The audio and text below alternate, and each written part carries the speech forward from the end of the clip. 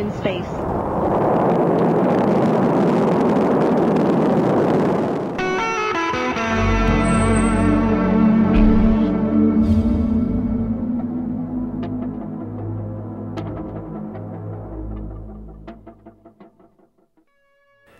Boa noite. Quem nunca sonhou em ver nosso planeta lá de cima? 5 anos depois da primeira missão espacial brasileira, o SBT Repórter conta a história de Marcos Pontes, o único brasileiro que alcançou o espaço e trouxe imagens raras de um lugar que poucos conhecem. Comer, dormir, a higiene pessoal, como é passar 10 dias em órbita, a importância dos experimentos realizados em gravidade zero. Em Houston, o astronauta revela a nosso repórter os segredos e corredores quase proibidos da NASA. E vamos saber por que Marcos Pontes é candidato para uma viagem sem volta. Marte? Aí vamos nós.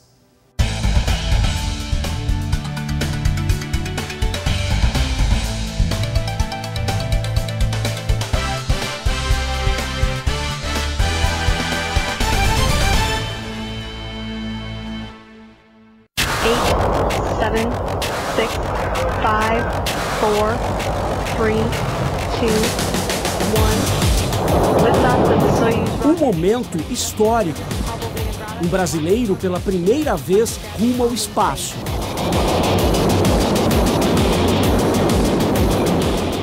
O único astronauta sul-americano a chegar mais perto das estrelas. Era 29 de março de 2006. Muito apertado, se coloca no seu lugar, aperta os cintos. Aquela hora que você para ali é um momento de... como é que eu vou dizer assim? Esse é o meu lugar.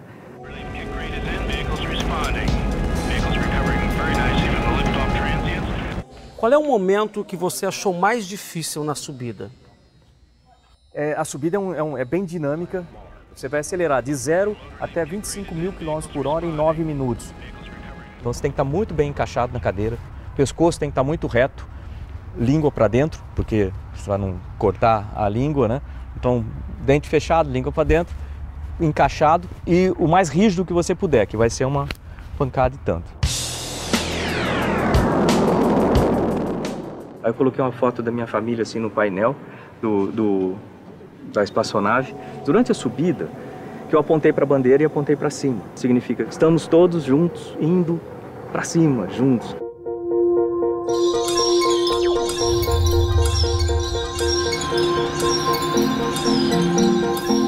É desligado o último estágio, né? Termina o último estágio e você está no espaço. E tinha um ursinho do Pavel que ele colocou ali, ele começa a flutuar, as coisas começam a flutuar dentro, você tira a luva, solta, ela flutua assim na sua frente. E aí eu olhei na janela, e aí você vê a Terra, azul, ela tem como se fosse uma aura em cima, assim, um negócio impressionante, você vê que é uma coisa viva.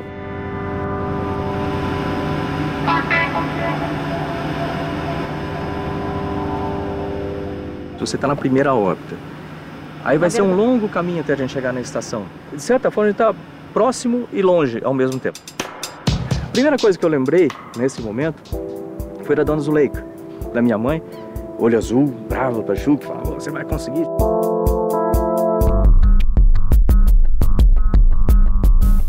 E aí quando eu cheguei e vi a Terra pela primeira vez, azul, né, maravilhosa ali embaixo, e não tem como você não associar a Terra, mãe, com a ideia de mãe também, eu lembrei dos olhos dela.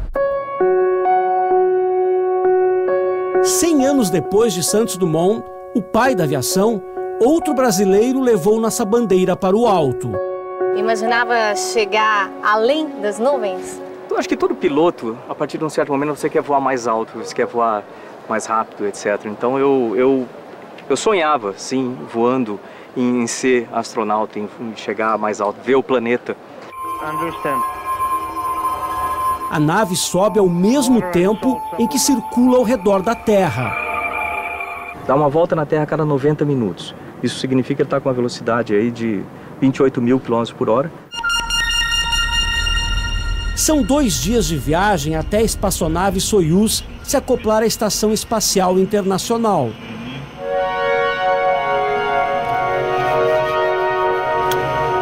Esse é um momento crítico do voo, que a gente tem que se aproximar muito devagarinho, da maneira correta. Comparado com a estação, a espaçonave Soyuz é muito pequena. Aí você olha aquela estação gigantesca, tamanho de um campo de futebol. É um filme de ficção científica, né? Mais ou menos isso, que nem você está chegando uma nave-mãe.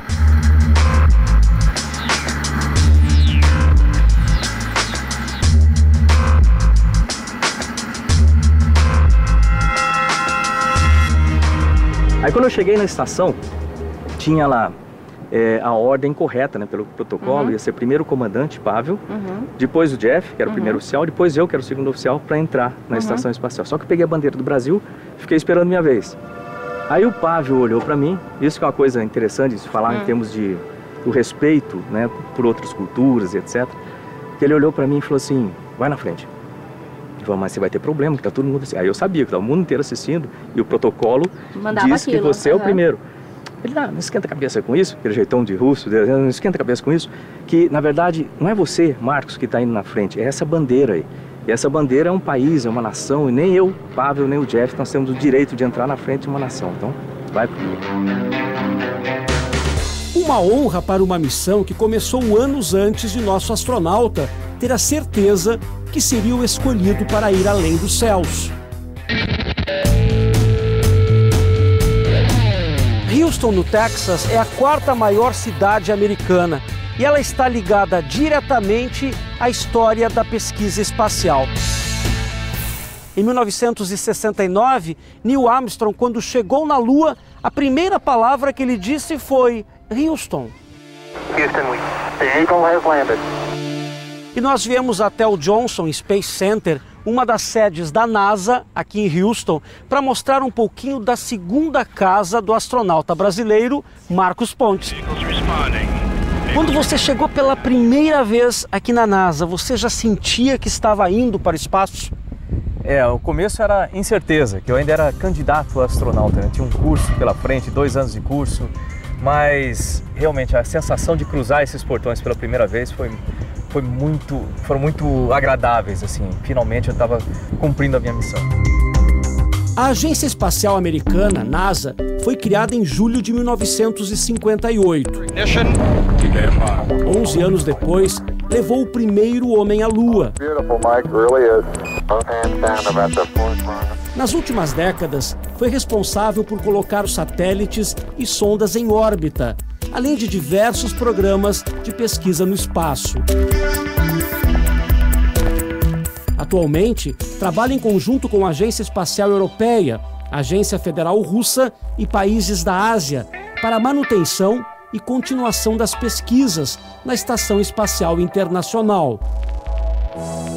Essa é a maior piscina dos Estados Unidos. E o que a gente encontra dentro desta piscina? A gente encontra uma réplica em tamanho natural da Estação Espacial. E ali dentro, nesse momento, todos estão trabalhando como se estivessem trabalhando no espaço. O Marcos ficava 6 horas por dia trabalhando na piscina como se estivesse no espaço. Como é que era isso, Marcos? Conta pra gente. Esse treinamento é feito dentro da piscina porque ela oferece uma condição de simular, de certa forma, a microgravidade, ou a falta de gravidade no espaço. Tudo é controlado por câmeras. Olha aqui, Serginho, vê se você pode mostrar. Nós temos alguém ajudando nesse momento o astronauta.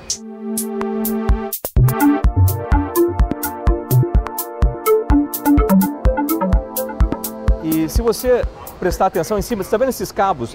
Parece dois cabos vermelho aqui? E branco. Isso aí é o que leva a comunicação e o oxigênio para os astronautas ali embaixo, no traje. Aqui pode errar. Aqui pode errar, aliás, aqui é para errar. 6 horas aí, você imagina que você está numa roupa pressurizada, essa roupa ela é difícil de movimentar, então até para fechar a mão você tem que fazer força. Depois de 4 horas você já está no limite das suas forças. A gente pode ver o traje do astronauta? Pode. Podemos? Então a gente tem os equipamentos que acompanham. Para ver se ele é pesado mesmo. Vamos? Vamos lá.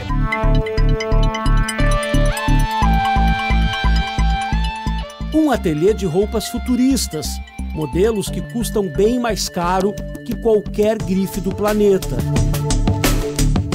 E para poder entrar ali, nós temos que tirar relógios, temos que tirar anéis. Por que isso, Marcos? Porque a gente não quer que nenhum tipo desse equipamento metálico danifique essa roupa. Essa é uma roupa muito especial. Esse traje custa nada mais, nada menos do que 12 milhões de reais. De dólares. De dólares.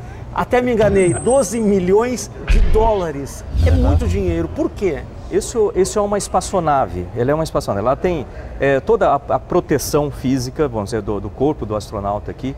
Além disso, ele tem sistemas aqui embaixo de comunicação, sistemas de oxigênio, de manutenção da vida, sistema de manutenção de temperatura. Esse traje pesa 130 quilos. Muda alguma coisa? 130 quilos. É lógico que lá a gente não vai ter o peso do traje, mas a gente tem a massa do traje ainda.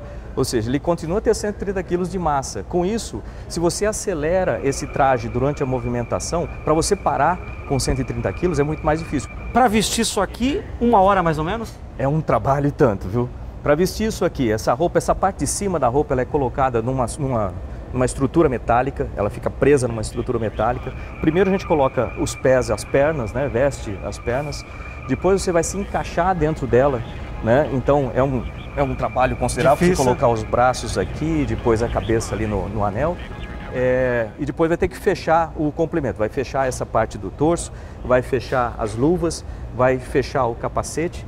Então esses sistemas, eles funcionam para poder mexer o braço, para poder girar. Da mesma forma, você tem cintura, que você vai ter que girar. Se eu precisar me coçar, por exemplo? Não tem jeito. Mas você usa uma fralda também, que se você tiver vontade de fazer xixi em 7 horas de trabalho no espaço, 8 horas às vezes, 6 a 8 horas, você precisa aliviar de alguma forma. Então você pode aliviar numa fralda que você usa, sem problema. Você tem água aqui no seu peito, tem uma bolsa de água que você chupa por um caninho. Alta tecnologia para alcançar um cenário único, uma visão privilegiada. Lá em cima você teve a ideia de registrar em imagens o seu dia a dia. As pessoas têm curiosidade do dia a dia, né? E o meu eu aprendi de uma certa maneira que tinha uma janelinha bem aqui, assim, na minha cara. Daí eu abri aquilo, você fica vendo esses períodos de noite e dia, cada 45 minutos. E segundo dia, vamos começando passando pelo lado da Venezuela, vindo pelo Caribe, vamos passando agora, vamos entrar dentro do Brasil. Tá vendo? Aqui dá pra você ver a janelinha, a minha janelinha. Ah, essa é a sua famosa janelinha? Essa é a famosa janelinha. Nossa, essa daí era a minha visão da Terra, muitas vezes. Passei muitas noites curtas, né? Assim, a noite de 45 minutos, dias de 45 minutos, mas as minhas 6 horas de descanso, eu passei muitas horas olhando e fotografando a Terra por essa janela. Você olha para a Terra, você olha, nossa, eu sou nada, absolutamente nada.